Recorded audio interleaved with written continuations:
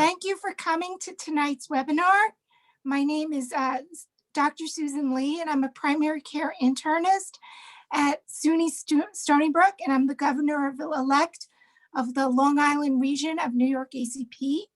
And moderating with me today is the remarkable Ankita Sagar, who is the chair of our early career committee of our chapter and amazing primary care internist at Northwell Health. She is also the creator of Policy Capsule on Twitter, so please check it out. And we are very excited to have our first in a series of 4 of our Women in Medicine series.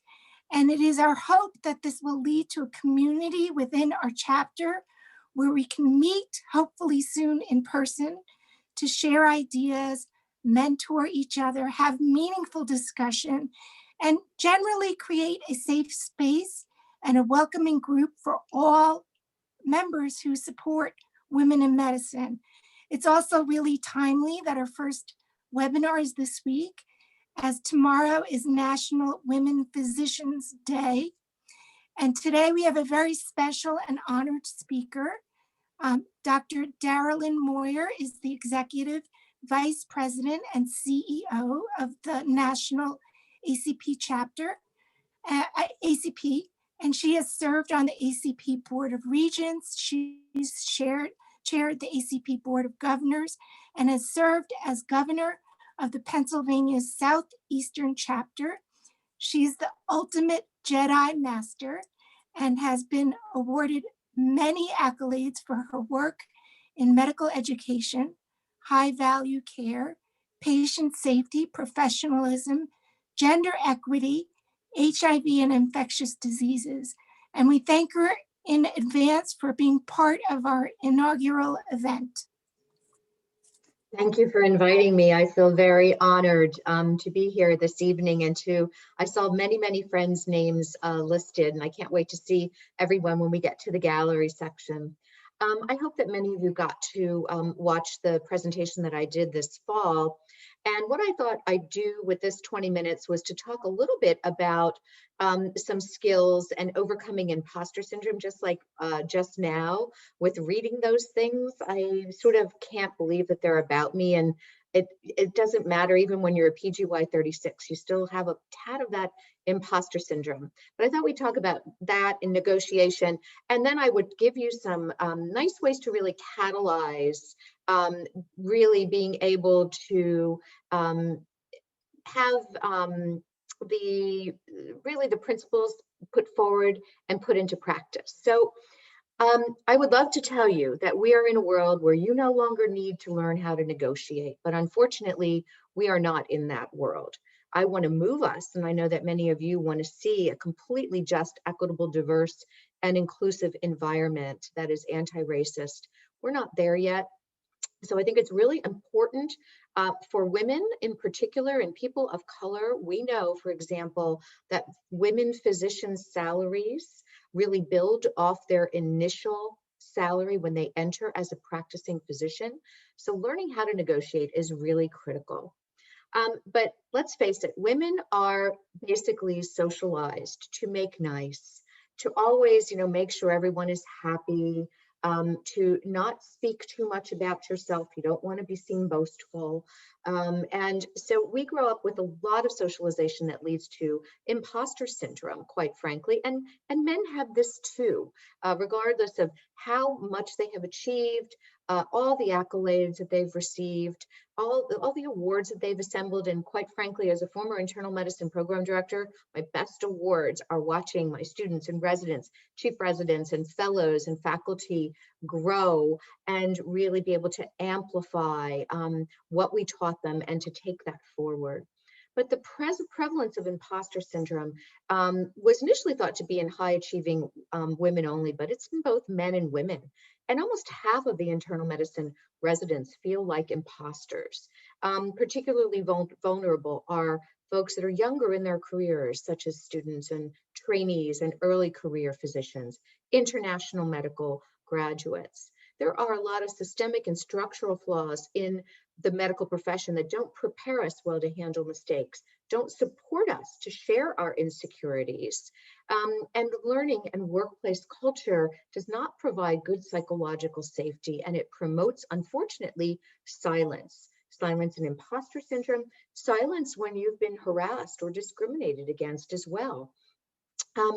It's really important to reflect on this, because if you don't reflect on it and deal with it, you're going to have the self-doubt, the anxiety. It's going to be higher rates of burnout, depression, suicide, decreased empathy towards patients, increased substance abuse, and increased frequency of medical error.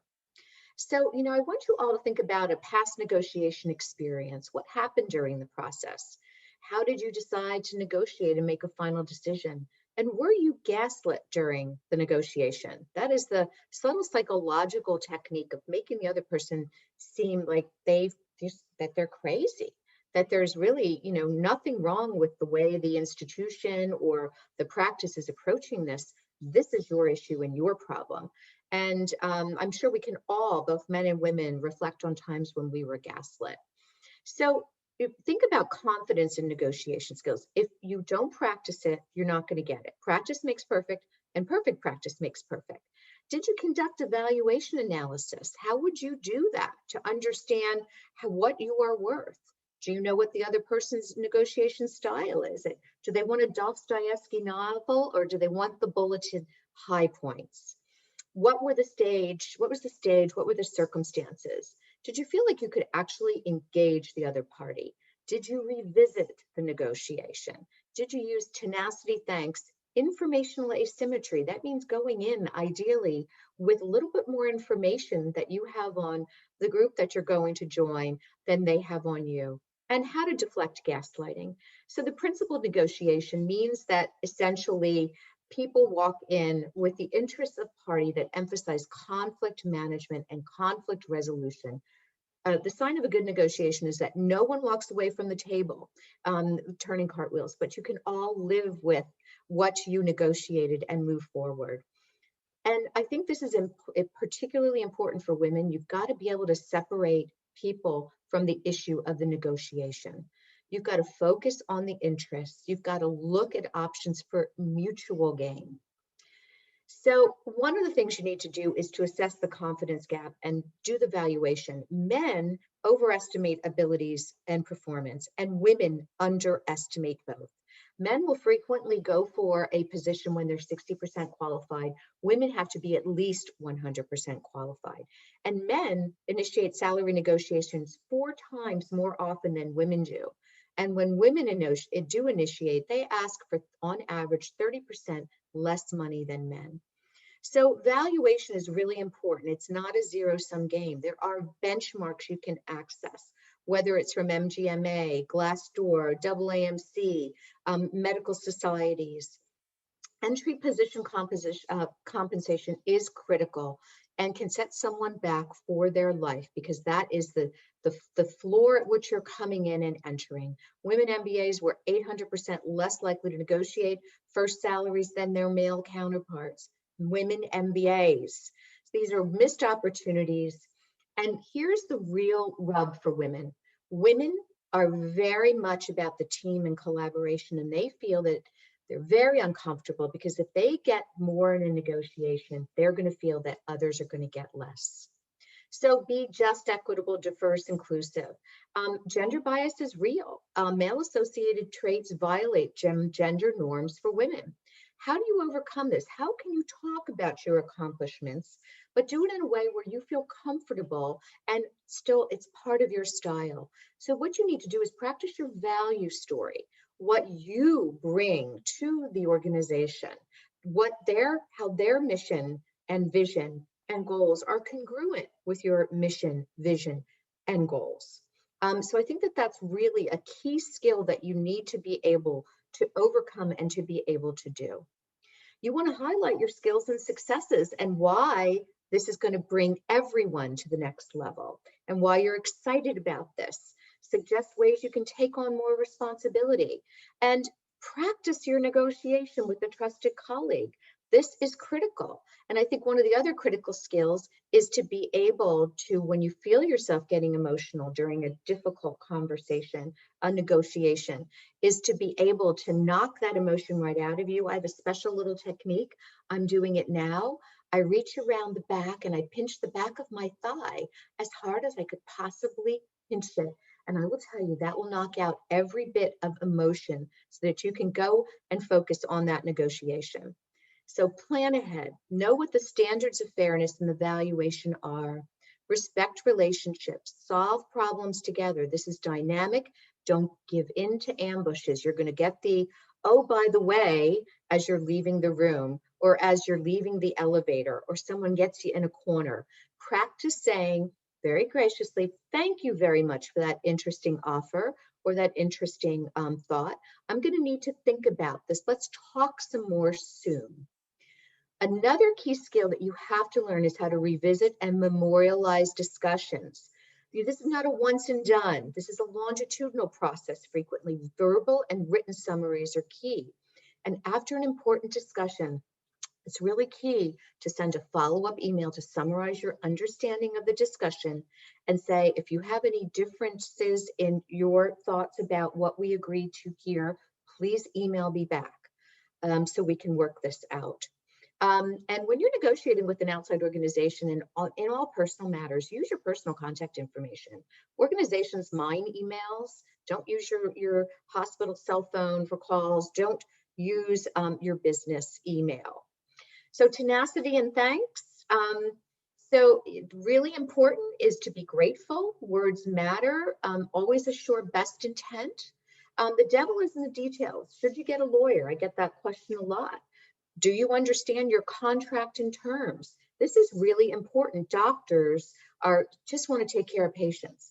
They don't think about what are all the clinical obligations, the clinical support and administrative support and lab support I might be getting. How am I going to ramp up my practice? What's about the malpractice, the non-compete, terms for releasing early, vacations, leaves, CME, other supports, moving expenses. Women are much less likely when they're moving to a new place to ask for moving stipend. And a signing bonus the same way. And really looking at your total compensation package is key. And always ink it. After meeting, send a summary of your understanding of what you decided. So try to overcome gender stumbling blocks. Women underestimate their worth. They need to be liked and they take disagreements personally. We fold too readily because that's how we're socialized, to always, be nice and to compromise, etc. We forget that silence can be golden. Sometimes a pregnant pause can be really key in a negotiation. Women are frequently also out of traditional important issue loops, and they do give in to ambushes again, because we always want to make the other person happy. And we give into that gaslighting, which as I look back on my career, I was gaslit, and I try to be mindful and to help to educate other people about it. So negotiation is about being a skilled negotiator. If you don't negotiate, it's going to cost you now and later. Negotiation is expected, and women can really do it in a way that is congruent with their own values and their own style when they make it about pulling the entire organization up and forward. And don't hesitate to leverage those gender-associated traits of being collaborative and collegial and an excellent communicator. So there's a book called Negotiation for Dummies. It's actually a pretty good book. And it just categorizes people generally in your 30s. You're really eager, enthusiastic. You're sort of figuring out what your career is going to be. You're going to say yes to a lot of things. But as you know, women and people of color in particular frequently get tapped with things which don't really advance their careers. So we really need to be cautious about that. And we need to get our organizations to start giving us credit for all of that additional work that we're doing. In your 40s, you're going to say yes, but align these with your defined goals. 50s, you're going to start to say no to a lot of things because you're going to be mid to late career and you know who you are and you have your career trajectory. And in your 60s, you only say yes to things that are your passion. I would also recommend this book. This is a book written by Sally Helgesen and Marshall Goldsmith. He wrote the book, What Got You Here Won't Get You There. This is a book called How Women Rise, and it reviews the 12 habits that they believe keep women from reaching their goals: reluctance to claim achievements, expecting others to spontaneously notice you and reward you. That's called the waiting for the tiara phenomenon. Overvaluing expertise, building rather than leveraging relationships. Women are not very good at leveraging relationships. Failing to enlist allies from day one, putting your job before your career. The perfection trap, the disease to please, minimizing, too much, ruminating. Something that we all do way too much of is we run that bad thing that played over and over in our head, and we need to stop. We need to be able to compartmentalize and move forward. And then letting radar distract you. John Kennedy said, never let us negotiate out of fear, but never let us fear to negotiate. This is the Passion Thermometer. A woman named Judith Katz, who's a clinical psychologist, who was part of the Women in Medicine group at Temple 20 years ago, talked about how you have to be passionate about something. You know, if it's low on the thermometer, there are gracious ways that you can decline it and respond. And it's always nice if you do decline something to maybe help them figure out another person who might be able to give that talk or might be interested in serving on that group. Is it just kind of moderate on the thermometer? These are the hard ones. Is it high on the thermometer? Say yes. So I'm getting to the point in my career where I can say yes to things that I'm only truly passionate about. I still do a lot of moderate things as well. So I wanted to end with a few notes about, again, we don't want to fix the women and the people of color. We need to fix the system and the structural systemic barriers. We know that women and underrepresented minorities, underrepresented racial and ethnic groups are recruited, evaluated, advanced, promoted, mentored, sponsored, and compensated very differently than those in the majority power holding positions. And this is true for UME, GME, practicing physicians. And we see it on patient satisfaction data as well, where both male and female patients hold their female practitioners to much higher standards than they do their male practitioners. We've seen a lot of data around how women are introduced at conferences, the amount of speaking time they have during meetings, and how they're interrupted. Appropriation of comments and contributions of women is quite concerning. One thing that I think is really key, and for those of you that work at healthcare institutions, and particularly those that are affiliated with AAMC, need to recognize that despite the National Academy's requirement that AAMC affiliated hospitals and healthcare orgs maintain a clearly written Bill of Rights and Responsibilities communicating a zero tolerance policy for sexual harassment towards healthcare practitioners. 0 out of 55 academic health centers that had a AAMC affiliation contained the recommended specific language that NACM says you need to have, because sadly, patients and people who visit patients in our institutions or accompany them to clinic also are a big source of harassment and discrimination for our healthcare practitioners that work there. And this was an article that was published about 6 months ago. And emerging data around the increasing prevalence of personal attacks and sexual harassment on physicians on social media, and women are reporting significantly more online sexual harassment than men. And this is a hot off the press article out of JAMA Network Open. So how do we get to a better place? So there was a great article that Pam Douglas and her group just published in January that looked at the evaluation of women in underrepresented racial and ethnic groups in a general cardiology fellowship. And this was a systematic recruitment initiative. It's a multi-pronged initiative that went on for about 3 years. It started with a cardiovascular fellowship in diversity group, which drafted recommendations, including fellowship recruiting committee reorganization, changes to the fellowship applicant screening process, the interview day, the applicant ranking process, post-match interventions. They looked at diversity as a priority, seeking out candidates, implementing inclusive recruitment practices, investing in trainee success, and building the pathway or pipeline. Post-intervention, there was a 25% increase in applications to their fellowship, and the interviewed applicants went from 20 to 35% women, 14 to 20% underrepresented racial and ethnic groups. And their matriculated fellows in a 5-year mean went from 27% to 54% women, 6 to 33% underrepresented racial and ethnic groups, and overall women and/or underrepresented racial and ethnic groups from 28% to 67% in their fellowship program. And this is a roadmap, and I urge you to take a look at the study. This is really a roadmap for other GME programs, and it's Reimer is the first author, and Pam Douglas is one of the other authors. This was an article that I would also point you to, and this was basically resident physician experience in basically how they responded to biased patients. And you need to get really granular when you ask questions about sexual harassment, about discrimination, etc. And you really do need to get granular in the questioning. And this was 3 institutions. This was UCSF, UCLA, and Duke. And these were their 2nd and 3rd year internal medicine residents.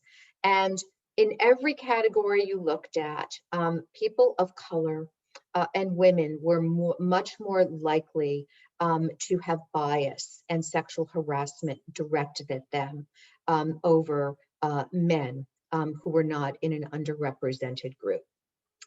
And basically, the prevalence of this was, everything from belittling comments to outright sexual harassment and refusal of care by the patients. And how did the residents react?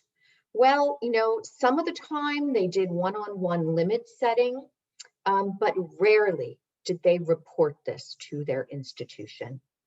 And was this because they were concerned about retribution, marginalization, retaliation?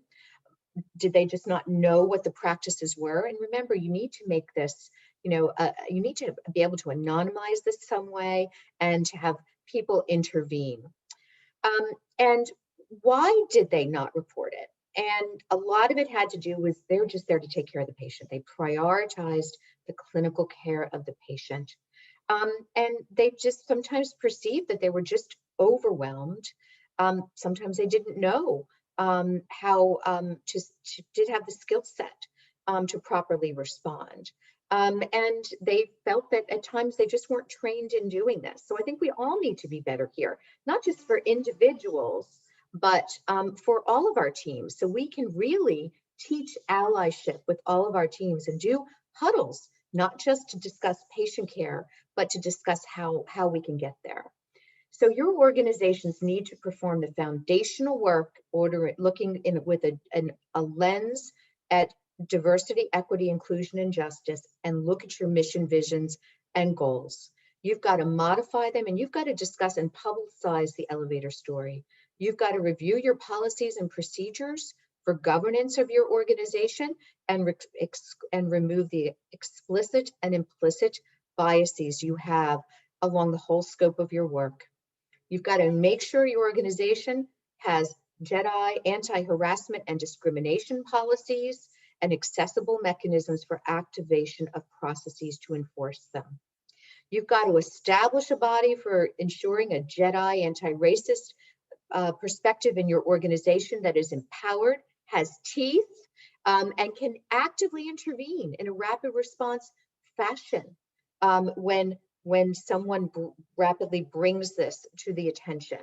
At SIU, they have trained folks for each department and division who are their rapid responders when there is discrimination, harassment, or inequity. You've got to review allocation and prioritization of financial and other critical supporting resources. You've got to have a deliberative practice and transparent data collection, assess your cultural environment of your organization with a focus on safety and quality. Organizations that are free of harassment and discrimination give higher, safer, higher quality care. You've got to review and actively track total compensation, appointment, advancement, leadership positions, and benchmark. You've got to publicize your organization's data, and you've got to educate all in your organization regarding the benefits of a just, equitable, diverse, inclusive, anti-racist environment, and start with your board. And you should review all local, regional, national licensing, accreditation, certification in terms of diverse and equitable anti-racist standards by the folks that are credentialing you, AAMC, ACGME, Joint Commission. So there's always light if we're only brave enough to see it, if we're only brave enough to be it. So with that, I'm going to stop sharing and I'm going to thank you. And I'm going to turn it over back to you, Susan. Thank you so much. That was amazing. We did have several questions that came in through the chat, and Ankita was kind enough to gather those up. So I'm going to turn it over to Ankita. Thanks, Susan. So Dr. Moyer, we have a few questions that we collected over the course of the last few weeks, and we also have in the chat. So I really want to encourage folks to keep bringing those questions on. And while you are doing that, I am going to just share my slides and quickly, including you, Dr. Moyer, we wanted to really think about who are the women who are presented today. Second. Okay. So right now in our audience members, we have a pretty good representation of different clinical levels, going from medical students to residents, early career, mid-career, advanced career folks. And we also have a pretty decent representation from different practice types, from academic to community-based, inpatients only, also non-patient facing and non-practicing, and of course, our private practitioners. So keeping those things in mind, one of the things I wanted to ask you was about microaggressions, and you mentioned that. But for our folks who are in the audience, I believe, Karen, you're going to put up a poll, correct, for this question. If you guys could please answer this.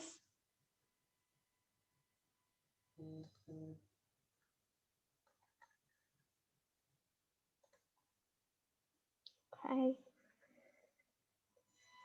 Let me see if I can see the answers.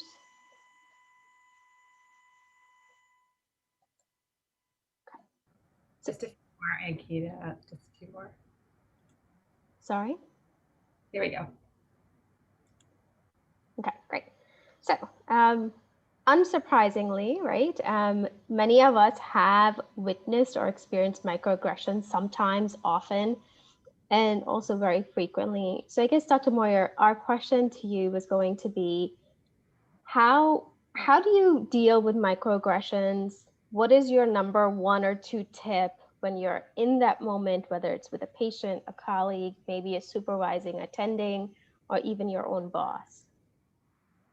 Yeah, so we were talking before we started, and I said if I corrected all the times I got called nurse, and I have a tremendous respect for nurses, but if I counted the number of times I had to correct what people were calling me for my correct professional title after I had introduced myself that way, I would have about 2 years additional life on my hands. And so it is, again, I think it's important, as an attending, whether I'm in the outpatient setting or my previous life in the inpatient world, I always make sure to properly and professionally introduce people. And, again, people make those implicit assumptions that because you're female, you're maybe not the doctor.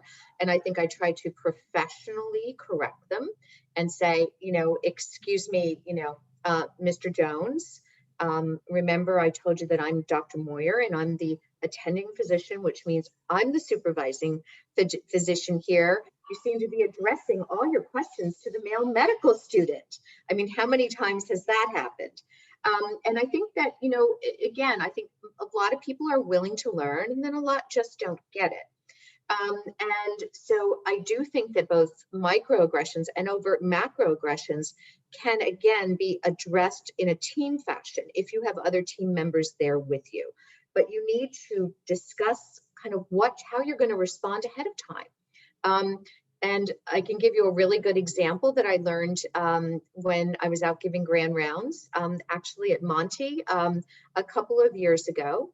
And we had a small group session, and what they had decided to do as a group is they did huddles. And if anyone on the team witnessed any type of micro or macroaggression for another member of the team, regardless of who was the perpetrator, whether it was a patient or someone else in the hospital, they had each other's back, so that when a patient was being micro or macroly aggressive towards one of the physicians, the nurse might say, "Excuse me, Mr. Jones, we have a very professional environment here. We care about you, we care about the care we give you, and we need you to address, you know, Dr. Moyer by her professional title."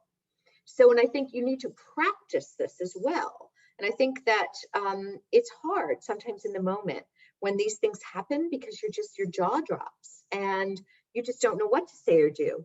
But that's why proactively discussing this and doing rapid responses and interventions are really key here, so that you can practice them. Now, the other thing you need to be very cognizant of, though, is you all need to be all on the same page. You know, I don't need to be saved. I'm a PGY 36, and I'm pretty good at dealing with these things now that I'm a woman of a certain age.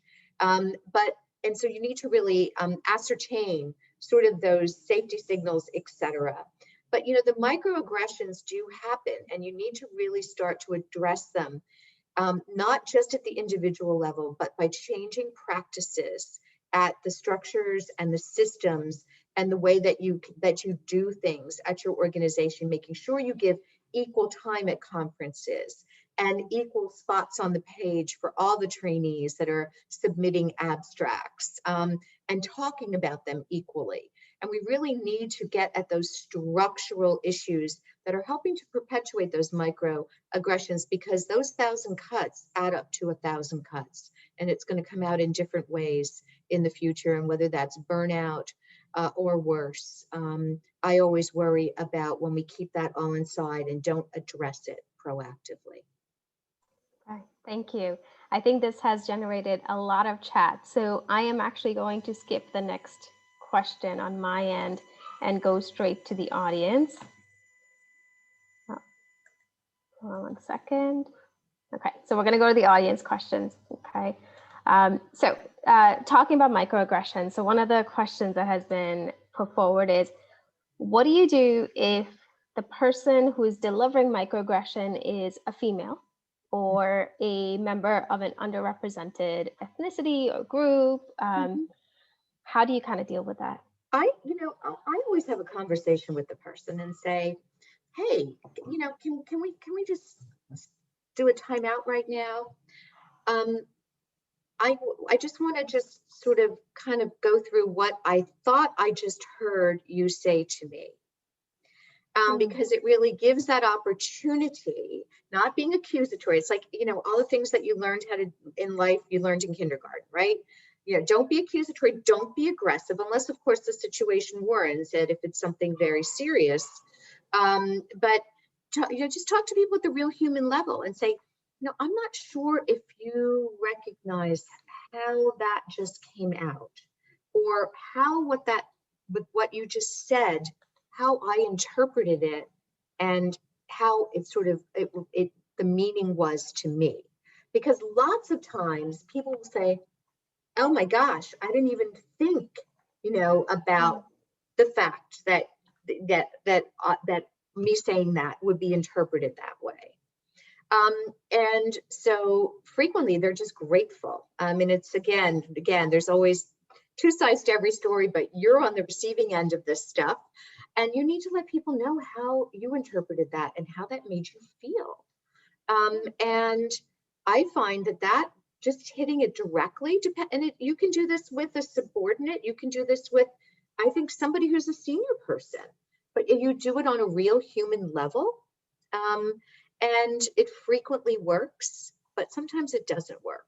And that's where I think having systems that are accessible, where people don't have to worry about retribution, and for major incidents, to have these sort of DEI ambassadors, these people that are trained to help to mediate situations and to help to intervene and to help to repair the issues that need to be repaired, whether they're individual and or structural issues, I think is critical.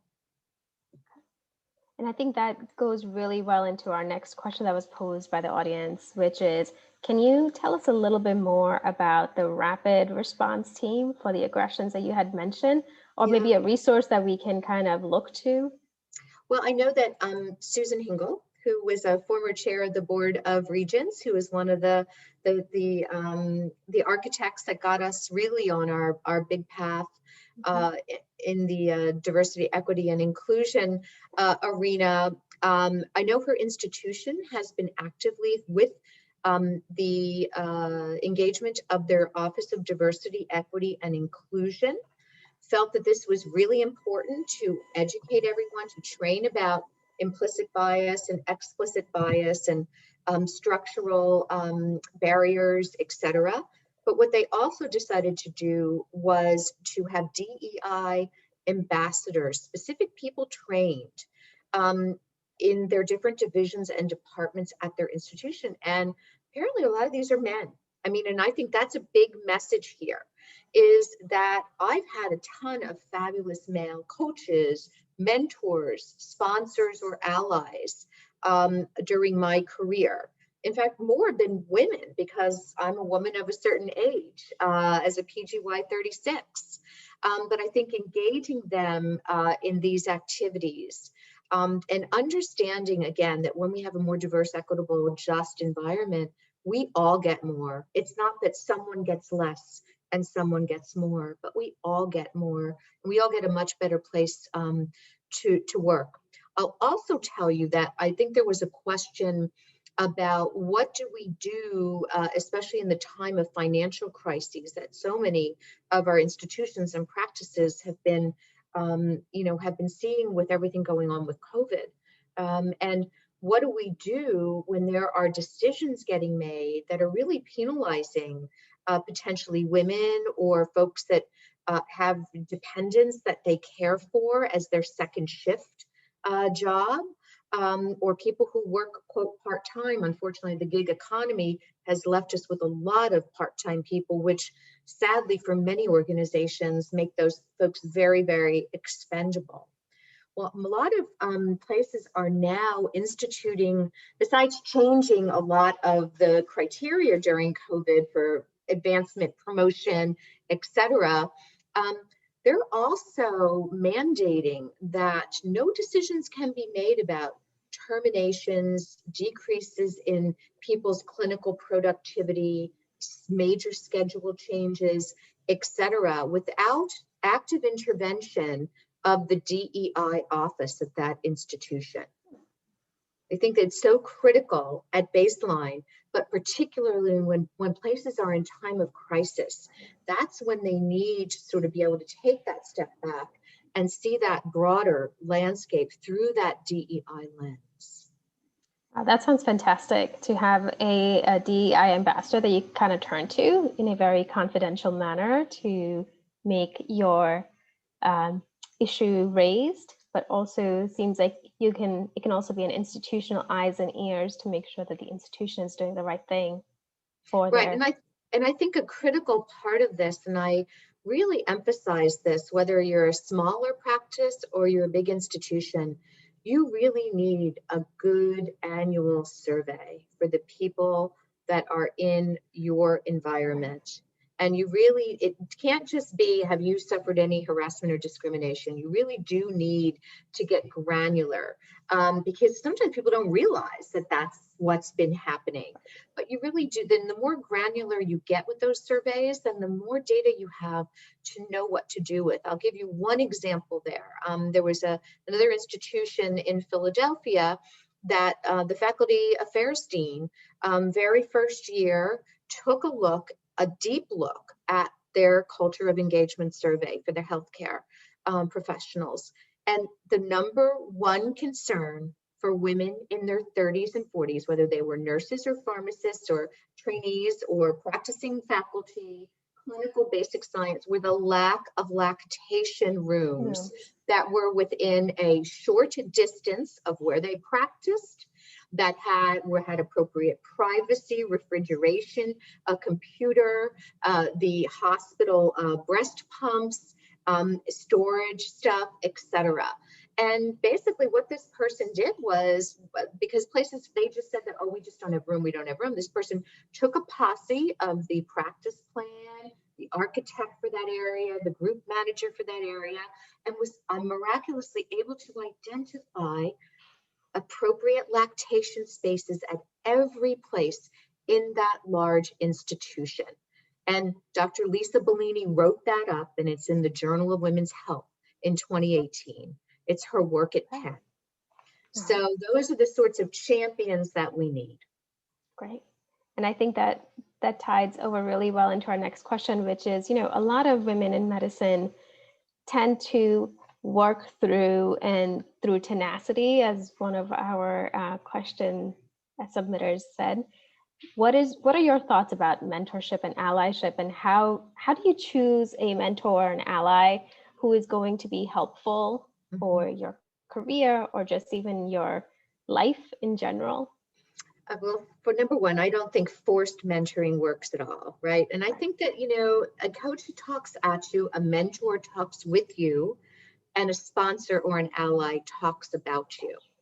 And I didn't really answer your previous question about what do you do when it's another woman who is saying belittling things to you, or microaggressing you, or macroaggressing you. And I would once again approach it the same way. Lots of times women have had to develop a lot of armor because they've, the structure and the systematic issues have made them think that there's only room for one queen bee at the top. And we have to look at this to say, what has the system done to bring this person to this place? And how do we work together to pull back on all of that? So I think so never assume, what standing in another person's shoes is like. And I like to give people the benefit of the doubt, and I like to really try to be collegial and collaborative. But I think that you're going to have a lot of coaches, mentors, and hopefully allies and sponsors. Peek around corners. Don't be afraid to send people an email, walk up to them after a talk. I used, my famous question was, hey, I'm Darilyn Moyer. I'm a, PGY1 intern, or I'm an IG fellow, or I'm a brand new faculty member. What's the best piece of advice you could give me? And, that's sort of like, really, people love to share their wisdom. My goal is that I can't take care of all the patients in the world, but as a medical educator and a longtime program director, I could certainly amplify my clinical and educational skills and watch and unleash all of those students and residents and fellows on the world. So people are frequently much more approachable than you think that they are. They don't have to be highly accomplished to be your mentor. In fact, near-peer mentoring is very critical, I believe, to people's careers, and is becoming very much in vogue. And I'm seeing a lot more of that going on. In terms of allies and sponsors, that's the networking. I think unfortunately, frequently women and people of color are not always in the traditional networks that the folks that are in power are typically in. I think that's changing. And I will tell you that I'm one of 3 female physician CEOs of 46 national professional societies. But I had no problem, when I started off in this job. I like to talk to people and to get to know people. And maybe they weren't inviting me to dinner because I'm brand new to the group, rather than taking it personally.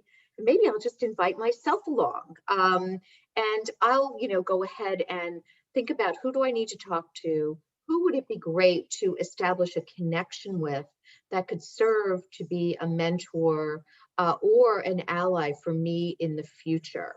And I do think, though, that mentorship is a two-way street. You can't just expect your mentor to give everything and you give nothing. And I think that's one mistake that I've seen people fall into the trap, in terms of thinking that mentorship can be forced, that it has to be with someone who's a generation or 2 ahead of you, and that it isn't a two-way street. Thank you. And I think that's going to lead us into our next question, which is something that you mentioned in your negotiation portion of the talk, that sometimes we have to sit back and reassess what is it that we want. Wondering if you have tips on what kind of a process do you follow when you're thinking about what is it that you're asking for? What are the changes you would like to see in your career or in your job description or in your balance? Mm-hmm. Yeah, I mean, I think it's constantly, taking some time to think. We don't do that enough to really sit down and reflect. One of the biggest secrets I'm going to tell you, for all of you, and this is for the men out there as well, because I know more and more younger men in medicine in particular are also doing that second shift frequently. And that is, when you're at home, be at home. When you're in the professional environment, be in the professional environment. The mental challenge and toll from switching, is really, really a bad thing. And so, tell me specifically what the first question was. So the first question was, what is like a process that you would follow or you followed in your career to say, hey, it's time for a change and this is what I want? Well, it was interesting. First of all, I'm the first generation physician. My mom didn't even make it through high school because she was one of 8 of a poor Polish family. My dad made it through high school. I was the first person to go to college, let alone med school, and was influenced by a female pediatrician early on when I was sick as a kid, who told me I could be a doctor. In fact, women should be doctors. We made, great doctors. And so it wasn't, so I did sort of have a plan when I was young to go into medicine. And I thought I would be an infectious diseases section chief somewhere, running a big research enterprise. And it turned out that I fell in love with medical education. And I was willing then, after I did my chief residency year and entered my fellowship, to start to reassess those long-term goals. What was I passionate about? What was going to keep me waking up at these ungodly hours that we have to wake up at, going in on nights, weekends, holidays, birthdays, anniversaries, bad weather, etc. And I was able to really take stock of what was important to me and regroup and sort of change my career plan and recognize I wanted to really do clinical medicine and be a medical educator. And then if you had told me that I'd be doing this as part of the ACP, full-time staff, I would have told you were crazy 10 years ago. I mean, I happened to get involved with the ACP and served as a governor and really loved it and loved the people. And I had a bit of imposter syndrome when I got a few little nudges to think about the CEO position. The previous CEOs had all been male and over 6 feet tall. I can't even imagine you having imposter syndrome, Dr. Moyer. But absolutely. And so I do think it's constantly taking that extra time to sit down and really focus. What is important to you? What has meaning? What are you passionate about? What do you want to perpetuate? And sometimes you just say, you know, I don't want to do that anymore. I really am much more interested in sort of, you know, having my career go in this direction. And in my case, it was a really big change, but I'm lucky that I still get to practice clinical medicine and teach, which is great. And to be part of all the fabulous people that I get to meet through the ACP networks. So again, there's no magic solution here, but I think we get so caught up in the day-to-day that we don't sit back, take a deep breath, and really reflect on what's important to us and has meaning.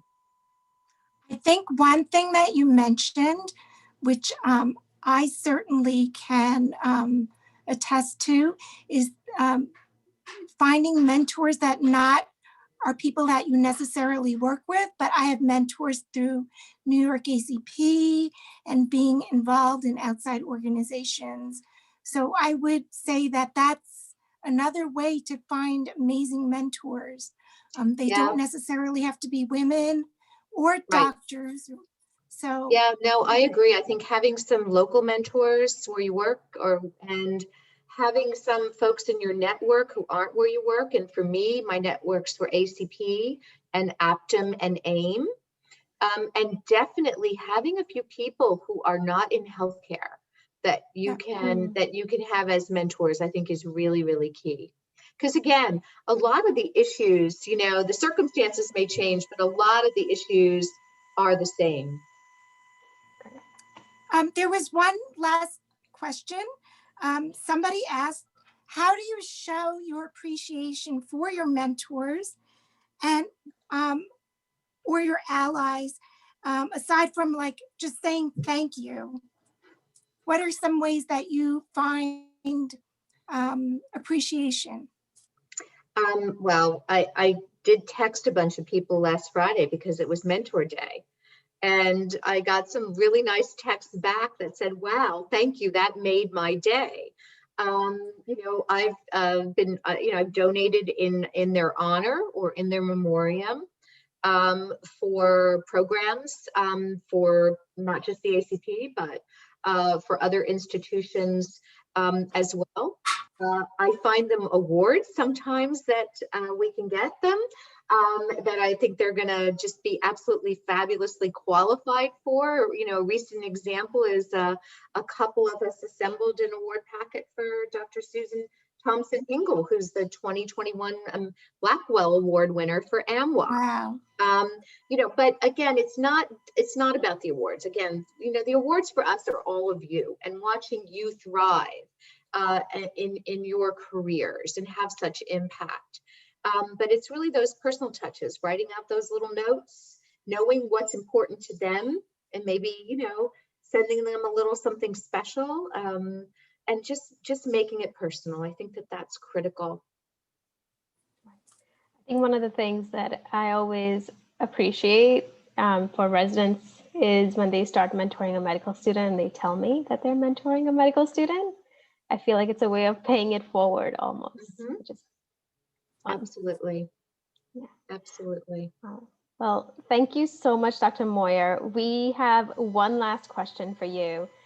We are going to share your great library of resources that you sent to us earlier. So that's going to get posted. My reading list. Yes. Oh yes. So that's going to get reading list. Not surprised at all. But we are going to actually post it on the New York ACP site for early career physicians. Everybody will have access to it. And the other question that we had for you was, what is the one thing that you do for yourself at the end of the day so that you can take care of yourself and start the day fresh? Well, you know, I do try to do some form of exercise every day. Today I didn't. I got up early to put together some remarks for town hall and started at 8, and I've been going nonstop. So I'll probably actually go walk on the treadmill since I can't go outside since there's 1.5 feet of snow out there. But definitely that. I also think it's really important to keep a gratitude journal. Just reflect every night on 3 good things. 3 good things. We, as you know, as physicians, we're always trained. You save people's lives by ruminating over those details, remembering when things went wrong and knowing how you're going to need to correct it. What we don't think about are the good things that happen. And I would say that that's a good practice for everyone. Wow, that's a great tip. Thank Great you. tip. I love it. I think, go ahead. Oh, so we are getting in our chat, Dr. Moyer, that everyone was saying this was such an amazing evening and part of their wellness, wellness during the day. So we thank you for joining us. This was amazing, and it's a great first event for us. So we're so happy. We want all of you to help us to discover what we want to present for our next events. So in the chat, we are going to be, there's going to be a poll, and we're going to be emailing it to all of you. So we want you to help us to create what we want to present to you in the future. So I think the link is in the chat.